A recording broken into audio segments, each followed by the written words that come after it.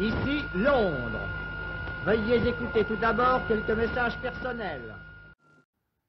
Nous nous déplaçons sur Neufchâteau, dans le village voisin de Montrou. Nous sommes à mi-chemin entre Liège, Maastricht et la Hollande, juste au nord des Ardennes. Là, nous allons connaître notre baptême du feu. Le 19 décembre 1944, nous sommes assignés au 119e régiment de la 30e division d'infanterie qui a besoin de notre aide. Mon 3e peloton doit diriger l'attaque avec le 1er et 2e peloton. Cela devient très vite un cauchemar. Un épais brouillard et les longues files de nos troupes fatiguées qui rebroussent chemin ralentissent notre progression.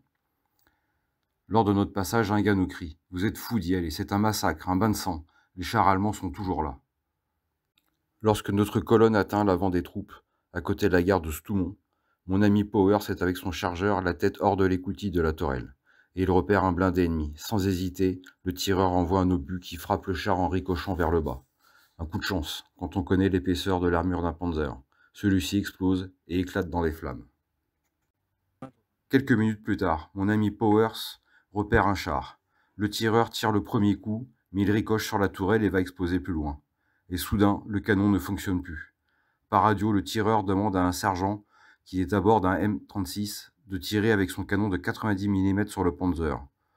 Touché de plein fouet en plein réservoir, il explose. Finalement, notre canon est remis en fonction, et nous reprenons la tête du convoi. Mais voilà que nous faisons face à un 3e Panzer sur le côté de la route. Le premier tir d'Asby, notre tireur, frappe miraculeusement le frein de bouche du canon. Le Panzer recule, Asby en profite pour retirer un 2e coup, droit au but. Le char prend feu et explose. Notre bataillon est au cœur de la guerre. Ensemble avec le 119e régiment, nous continuons l'attaque dans le brouillard et l'obscurité, écornant sérieusement la poussée de la 1re SS Panzer Division. À la fin de la journée, après les combats, nous sommes dans la gare de Stoumont, soulagés d'avoir tenu tête à l'ennemi. Nous allons essayer de dormir comme nous le pouvons dans nos chars.